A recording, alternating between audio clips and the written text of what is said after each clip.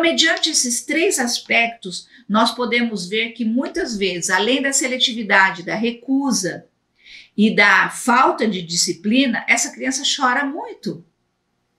Então, olha bem, pensem bem no horário da alimentação, esses três fatores que são marcantes na hora da alimentação e ainda o choro, a agitação, a agressividade, isso torna dentro da família realmente um grande desafio.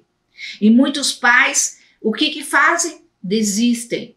Muitos pais buscam outros recursos, mas olha bem, diante desses três aspectos que são marcantes, e agora? Vamos continuar? Vamos ver o que nós podemos fazer?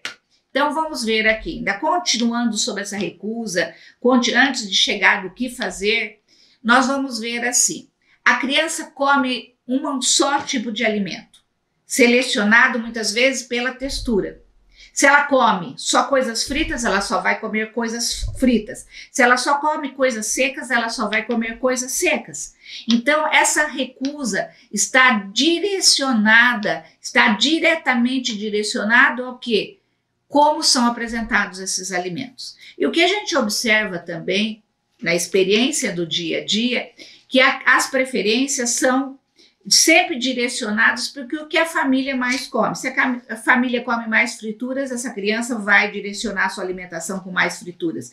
Se essa criança na família come mais frutas, ele vai direcionar com mais frutas. E assim vai, dependendo da preferência da família. Mas os estudos apontam que existe uma relação entre comportamento e alimentação. Comportamentos repetitivos. Então, o que a gente observa? A seletividade alimentar significa o quê? Essa compulsão de todos os dias pela repetitividade desses alimentos. Todos os dias ele come arroz, ele vai comer arroz, ele vai querer o arroz. Por quê? Porque é o mesmo cheiro, a mesma textura e a mesma cor. Então, vocês podem observar que existe uma extrema relação entre comportamentos, seletividade, refeições e principalmente a textura dos alimentos. Muitas crianças autistas, nós podemos observar, ela tem uma sensibilidade tátil muito grande, que significa problemas da alimentação, problemas da salivação. Então, por causa dessa sensibilidade gustativa, que é tátil, ela tem uma salivação constante. Com isso, ela sempre vai comer os mesmos alimentos. Mas ainda os estudos mostram que esses comportamentos alimentares, eles variam de criança para criança. Às vezes nós vemos crianças autistas que comem só alimentos doces, que comem só alimentos salgados, assados, que comem só alimentos fritos, às vezes comem só macarrão, sem nenhum molho. Então, como a gente pode ver, esses estudos mostram que a criança, essa seletividade alimentar é sempre potencializada por causa do seu comportamento repetitivo. Então, vamos mais algumas informações. Comer é uma das experiências mais sensoriais que nós podemos ter. Por quê? Porque quando nós comemos, nós temos experiências do cheiro, do gosto, da forma e da quantidade que nós colocamos dentro da nossa boca.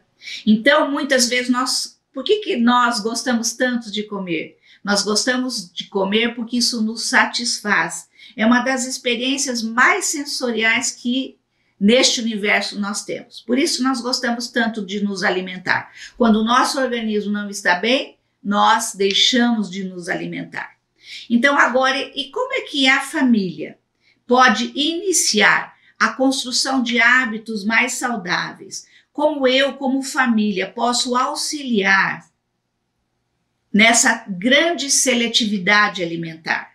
Como que nós podemos fazer com que a criança aceite mais esses alimentos?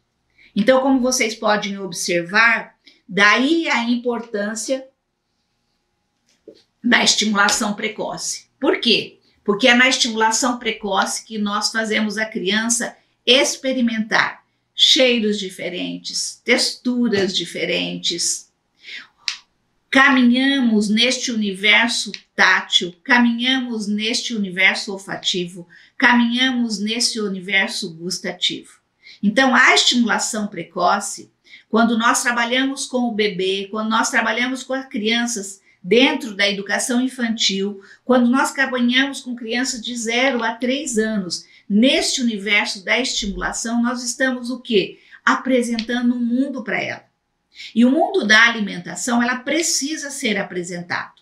Por isso, quando nós falamos em alimentação, o que será que nós apresentamos para as nossas crianças? Quais as informações que nós passamos para a nossa criança? Será que nós passamos informações que são pontuais? Vou estar aqui mostrando um exemplo para vocês. Quando nós falamos da estimulação precoce, quando nós falamos da apresentação de alimentos, quando nós falamos da hora da alimentação, muitas vezes nós oferecemos para a criança, mas nós esquecemos de anteceder algumas coisas para a criança. Isso é muito importante, que quando eu mostro para a criança, ela tem uma imagem do que é que pode acontecer durante a alimentação. Por exemplo, se eu quero que meu filho coma fruta, quais são os brinquedos que eu ofereço no dia a dia para que ele tenha experiência e para que ele saiba, quando é oferecido aquela fruta, como comer. Por exemplo, aqui eu tenho uva, aqui eu tenho manga, aqui eu tenho pera, aqui eu tenho laranja e aqui eu tenho uma banana. Este é o universo das frutas que eu tenho, mas eu posso oferecer muito mais. Então, nós, pais, temos que brincar com as nossas crianças. Porque quando nós falamos em alimentação, a gente acha que é só a hora da mesa, a hora da alimentação, oferecer alimento. Mas espera aí, a criança, o universo da criança é lúdico. Então, eu preciso mostrar para que ela tenha elementos na sua cabecinha suficientes para aprender o que ela vai comer. Então eu mostro, eu brinco, eu vendo, eu troco, a brincadeira que eu quiser. Use a criatividade, pai.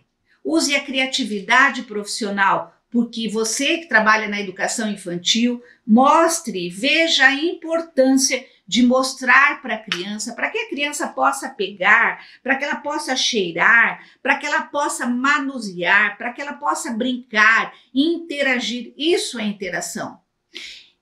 E agora com alimentos que nós podemos fazer, que é uma das coisas que a criança não gosta. Olha bem esses brinquedos. Eles são de verduras. Aqui nós temos as frutas e aqui nós temos as verduras. E são aqui de encaixe, onde a criança pode brincar. Eu estou oferecendo para essa criança, mostrando para essa criança esse universo das frutas. E aqui eu tenho uma frigideira. E o que eu vou fazer? Eu vou brincar de fazer alguns alimentos. O que eu posso colocar? A cebola, eu posso colocar o repolho. Aqui eu tenho as ferramentas para se alimentar. Tudo isso tem que ser usado no mundo da criatividade, para que a criança possa gostar do que vai ser oferecido à mesa. Então, quando nós falamos da recusa dos alimentos, quando nós falamos da seletividade alimentar, claro, não é um passe de mágica, mas eu oferecendo esses materiais lúdicos, eu estou dando para a criança pistas sensoriais. Estou transitando nesse universo lúdico tão fundamental para que a criança que tem tanta seletividade alimentar, para que a criança que tem tanta recusa alimentar, para que a criança que não tem disciplina na hora da alimentação, mas eu transito no universo lúdico, eu apresento este universo para que a criança possa, brincando, comer. Vocês estão me entendendo?